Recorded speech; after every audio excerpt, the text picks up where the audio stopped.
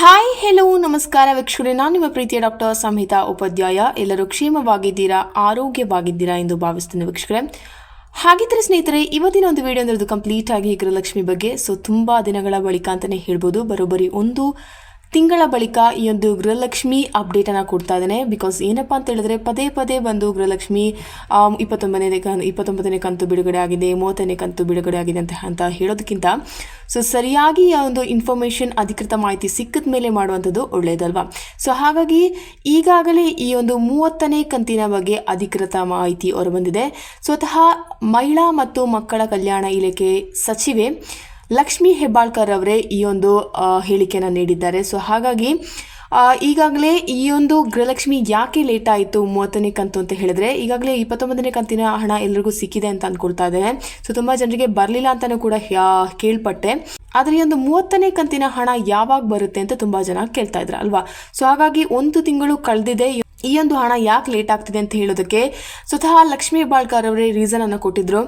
ತಾಂತ್ರಿಕ ದೋಷ ಅಂದರೆ ಟೆಕ್ನಿಕಲ್ ಇಶ್ಯೂಸ್ ಆಗಿದೆ ಅಂತ. ಪದೇ ಪದೇ ಅವರು ಇದನ್ನೇ ರೀಸನ್ ಆಗಿ ಕೊಡ್ತಾ ಇದ್ರು. ಎಕ್ಸಾಕ್ಟ್ಲಿ ಏನಪ್ಪ ರೀಸನ್ ಅಂತ ಹೇಳಿದ್ರೆ, ಯಾರೆಲ್ಲ ಎಷ್ಟು ಗೃಹಿಣಿಯರು ಅಥವಾ ಎಷ್ಟು ಗೃಹಲಕ್ಷ್ಮಿಯರು ಈ ಒಂದು 2,000 ಹಣಕ್ಕೆ ಅರ್ಹರಾಗಿದ್ದಾರೆ ಅನ್ನೋದ್ರ ಬಗ್ಗೆ ಒಂದು ಲಿಸ್ಟನ್ನು ಮಾಡ್ತಾ ಇದ್ರು. ಅದಕ್ಕಾಗಿ ಲೇಟ್ ಆಗಿದೆ. ಅಂದರೆ ಏನಪ್ಪ ಅಂತ ಹೇಳಿದ್ರೆ, ಈಗಾಗಲೇ ಈ ಒಂದು 2023 ಒಂದು 2023 ಆಗಸ್ಟ್ನಿಂದ ಈ ಒಂದು ಗೃಹಲಕ್ಷ್ಮಿಯನ್ನು ಲಾಂಚ್ ಮಾಡಿದ್ರು. ಅಲ್ಲಿಂದ ಇಲ್ಲಿವರೆಗೂ ತುಂಬ ಜನ ಸಾವಿಗೀಡಾಗಿರ್ಬೋದು. ಒಂದು ಮನೆಯಲ್ಲಿ ಅತ್ತೆ ಈ ಒಂದು 2,000 ರೂಪಾಯಿನ ತಗೊಳ್ತಾ ಇದ್ರೆ, ಸೊಸೆಗೆ ಇಲ್ಲ ಅಲ್ವಾ. ನಿಮಗೆ ಗೊತ್ತೇ ಇರುವ ವಿಚಾರ, ಒಂದು ಕುಟುಂಬದಲ್ಲಿ ಒಂದು ಮಹಿಳೆಗೆ ಅಲ್ವಾ. ಹಾಗಾಗಿ ಅತ್ತೆ ತಗೊಳ್ತಾ ಇದ್ರೆ ಸೊಸೆಗೆ ಇಲ್ಲ. ಅತ್ತೆ ಇಲ್ಲಾದ್ರೂ ತೀರಿ ಹೋಗಿದ್ರೆ ಇದನ್ನಾಗ ಸೊಸೆಗೆ ಮಾಡ್ಕೋಬೇಕಲ್ವಾ. ಸೊಸೆ ಹೊಸದಾಗಿ ಅಪ್ಲಿಕೇಶನ್ ಹಾಕಬೇಕಾಗತ್ತೆ.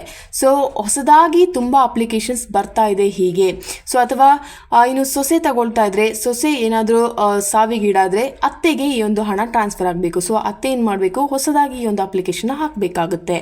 ಹಾಗಾಗಿ ಹೊಸ ಅಪ್ಲಿಕೇಶನ್ಸ್ ತುಂಬ ಬರ್ತಾ ಇದೆ. ಇದನ್ನ ಪರಿಶೀಲನೆ ಮಾಡಬೇಕಾಗುತ್ತೆ. ಅದಕ್ಕಾಗಿ ತುಂಬ ಈ ಒಂದು ಹಣ ಬಿಡುಗಡೆಗೆ ಸಮಸ್ಯೆ ಆಗಿದೆ.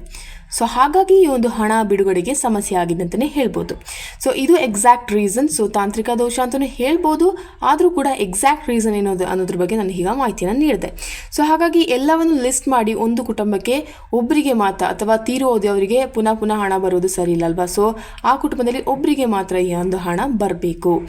ಹಾಗಾಗಿ ಈ ಒಂದು ಪರಿಶೀಲನೆ ಅಲ್ಲಿ ವ್ಯತ್ಯಯ ಆಗಿದೆ ಅಂತಲೇ ಹೇಳ್ಬೋದು. ಇನ್ನು ಯಾವಾಗ ಈ ಒಂದು 30ನೇ ಕಂತಿನ ಹಣ ಬರುತ್ತೆ ಅಂತ ಹೇಳಿದ್ರೆ, ಇನ್ನೇನು 20ನೇ ತಾರೀಕು 21ನೇ ತಾರೀಕು ಅಂದರೆ ಈ ಒಂದು 1 ವೀಕಲ್ಲಿ, ಅಂದರೆ 24 ನೆಕ್ಸ್ಟ್ ಸಂಡೇ ಅಲ್ವಾ, ಭಾನುವಾರ ಅಲ್ವಾ. 25ರ ಒಳಗೆ ಎಲ್ಲರಿಗೂ ಈ ಒಂದು ಹಣ ಬರಲಿದೆ. ಜಮೆ ಆಗಲಿದೆ ಅಂತಲೇ ಹೇಳ್ಬೋದು. ಸ್ವತಃ ಲಕ್ಷ್ಮೀ ಹೆಬ್ಬಾಳ್ಕರ್ ಅವರೇ ಈ ಒಂದು ಮಾಹಿತಿನ ನೀಡಿರುವಂಥದ್ದು. ತುಂಬ ಒಂದು 2 ತಿಂಗಳಿಂದ ನೀವು ಈ ಒಂದು ಗೃಹಲಕ್ಷ್ಮಿ ಹಣದಕ್ಕೆ ಕಾಯ್ತಾ ಇದ್ರ. ಹಾಗೆ ತುಂಬ ಮಹಿಳೆಯರು ಈ ಒಂದು ಗೃಹಲಕ್ಷ್ಮಿ ಹಣದಿಂದ ತುಂಬ ಉದ್ಯೋಗವನ್ನು ಕಂಡು ತಮ್ಮ ಸ್ವಯಂ ವೃತ್ತಿಯನ್ನು ಕೂಡ ಪಡೆದುಕೊಂಡಿದ್ದಾರೆ ಅಂತ ಹೇಳ್ಬೋದು. ಅವರೇ ಅವ್ರದ್ದು ಒಂದು ವೃತ್ತಿಯನ್ನು ದಾರಿಯನ್ನು ಹುಡುಕಿ ಅವರೇ ಈ ಒಂದು ಕೆಲಸವನ್ನ ಮಾಡ್ತಾ ಇದ್ದಾರೆ. ಇದು ಎಲ್ಲಿಂದ ಅಂತ ಹೇಳಿದ್ರೆ, ಈ ಒಂದು ಗೃಹಲಕ್ಷ್ಮಿ ಹಣದಿಂದ. ತುಂಬ ಜನರು ತುಂಬ ಮಹಿಳೆಯರಲ್ಲಿ ಈ ಒಂದು ಇಂಪ್ರೂವ್ಮೆಂಟ್ ಅನ್ನ ನಾವು ನೋಡ್ತಾ ಇದ್ದೀವಿ ಈ ಒಂದು ಕಳೆದ 2 ವರ್ಷಗಳಿಂದ. ತುಂಬಾ ಒಳ್ಳೆಯದಾಗಲಿ, ಹೀಗೇನೆ ಗೃಹಲಕ್ಷ್ಮಿ ಹಣ ಬರ್ತಾ ಇರಲಿ. ನ್ಯೂ ಇಂಪ್ರೂವ್ಮೆಂಟ್ ಅನ್ನ ಕಾಣ್ತೀವಿ ನಾವು ಅಂತ ಅಂದ್ಕೊಳ್ತಾ ಇದ್ದೇನೆ. ಹಾಗಾಗಿ ಗೃಹಲಕ್ಷ್ಮಿ ಹಣ ಯಾವಾಗ ಸಿಗುತ್ತೆ ಅನ್ನೋದ್ರ ಬಗ್ಗೆ ಕಂಪ್ಲೀಟ್ ಆಗಿ ಮಾಹಿತಿಯನ್ನು ನಿಮಗೆ ನೀಡಿದ್ದೇನೆ.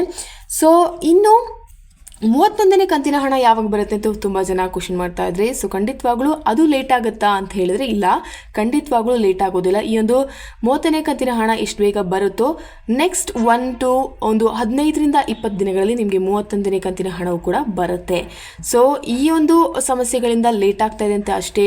ಆದರೆ ಈಗಾಗಲೇ ಸಿಕ್ಕಿದ ಮಾಹಿತಿ ಮೇರೆಗೆ ಖಂಡಿತವಾಗ್ಲೂ ನಿಮಗೆ 1 ವಾರದೊಳಗೆ ಎಲ್ಲರಿಗೂ ಕೂಡ ಈ ಒಂದು ಹಣ ಜಮೆ ಆಗಲಿದೆ. ಈಗಾಗಲೇ ಸ್ವಲ್ಪ ಜನರಿಗೆ ಮಾತ್ರ ಜಮೆ ಆಗಿದೆ ಅಂತ ಹೇಳ್ತಾ ಇದ್ದಾರೆ, ಬಟ್ ಯಾರಿಗೂ ಕೂಡ ಜಮೆ ಆಗಲಿಲ್ಲ ಅನ್ನೋದು ನಿಜ, ವಾಸ್ತವ. ಓಕೆನಾ. ಹಾಗಿದ್ರೆ ಏನಾದರೂ ಇದ್ರ ಬಗ್ಗೆ ಡೌಟ್ ಇದ್ರೆ ಖಂಡಿತವಾಗ್ಲೂ ನಿಮಗೆ ನನ್ನ ಕಮೆಂಟ್ ಸೆಕ್ಷನಲ್ಲಿ ಕಮೆಂಟ್ ಮಾಡಿ ತಿಳಿಸ್ಬೋದು ಅಂತ ಹೇಳ್ತಾ ಇವತ್ತಿನ ಒಂದು ವಿಡಿಯೋನ ಸ್ಟಾಪ್ ಮಾಡ್ತಾ ಇದ್ದೇನೆ. Until then see you, it's me doctor Samhita Upadhyaya. ಧನ್ಯವಾದಗಳು. Thank you.